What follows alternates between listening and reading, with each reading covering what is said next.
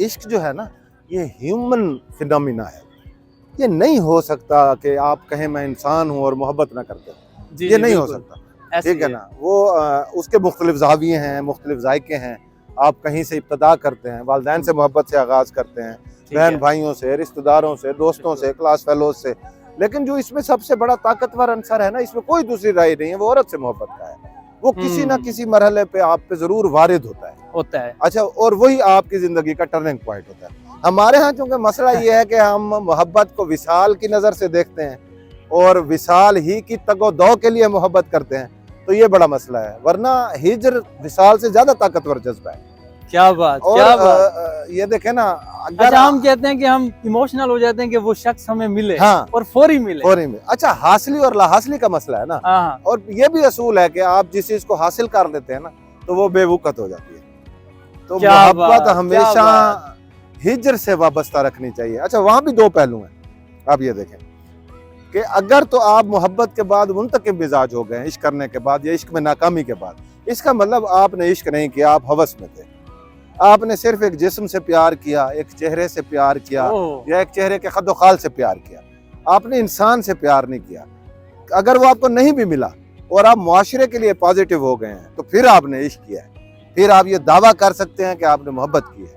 اور اگر آپ عشق کرنے کے بعد مطلب ہے یا ناکامی کے بعد منتقم مزاج ہو گئے ہیں، اپنے آپ کو تباہ حال کر لیا ہے، بال بکھرے ہوئے ہیں، لباس کا کوئی پتہ نہیں ہے، معاشرے سے انتقام لے رہے ہیں، ہر وقت گلہ کر رہے ہیں، It means you wanted to get her، آپ اسے حاصل کرنا چاہتے تھے، آپ نے اس سے محبت نہیں کی، وہ روحانیت نہیں تھی، وہ نہیں، آپ اس میں یعنی آپ کی کہیں ایک آنچ کی کسر رہ گئی اس میں۔ لیکن حاصلی کا جذبہ انسان کی جبلت میں شامل ہے، وہ چاہتا ہے جسے وہ پسند کرے اسے حاصل کر لے، لیکن اس کا امتحان ہی اسی وقت شروع ہوتا ہے جب وہ اسے نہ ملے اور پھر وہ پازیٹیو ہو، پھر وہ معاشرے میں ڈیلیور کرے اپنے خیالات اپنے شعبے کے حساب سے، کہ جہاں وہ کھڑا ہے وہاں لوگوں کو ڈیلیور کر سکے۔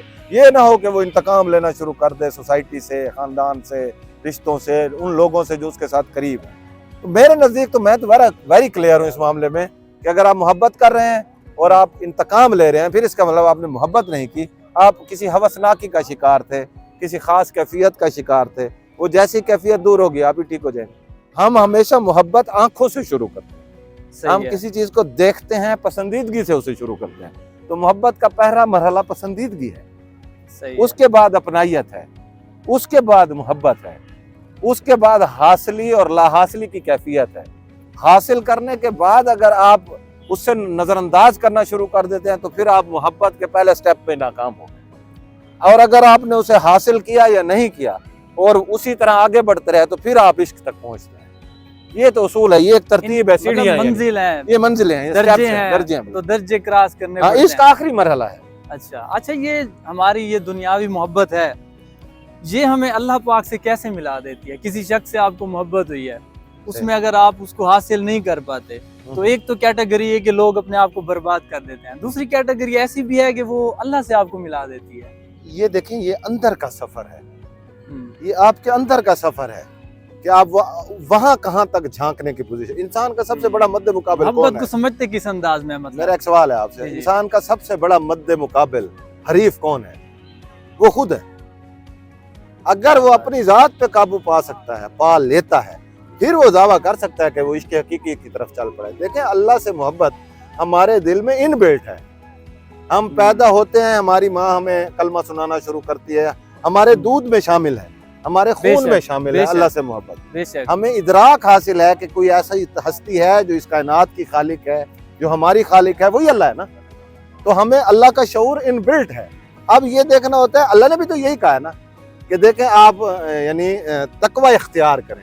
تقوی کا مطلب ہمارے ہاں ڈر کیا جاتا ہے عموماً، یہ نہیں ہے، قربت ہے اس کا معنی، آپ اللہ سے کتنا قربت مطلب حاصل کر سکتے ہیں۔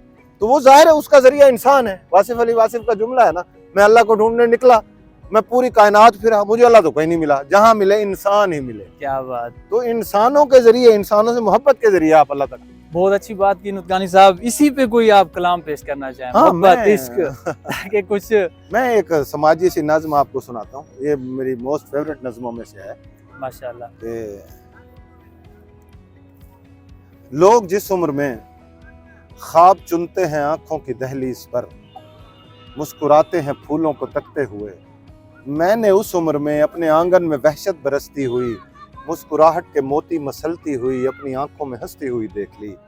لوگ جس عمر میں چاندنی رات میں آنکھ موندے ہوئے دیکھتے ہیں تصور میں محبوب کو، میں نے اس عمر میں چند ویرانیوں کی سیاہ زلف کو اپنے در پر لٹکتے ہوئے دیکھ کر بھی مقدر سے کوئی گلہ نہ کیا۔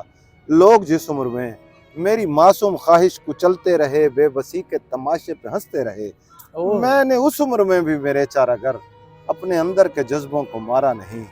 آج اس عمر میں جبکہ خواہش میری دسترس میں بھی ہے، میں نے سارے کھلونوں کو یکجا کیا اور سڑک پر پرانے سے کپڑوں میں ملبوس بچے کو دیکھا تو ایسا لگا میرا بچپن، میری خواہشیں بے بسی، زرد آنکھوں میں معصوم جذبوں کے سر، میری آنکھوں کی صورت ہیں بکھرے ہوئے۔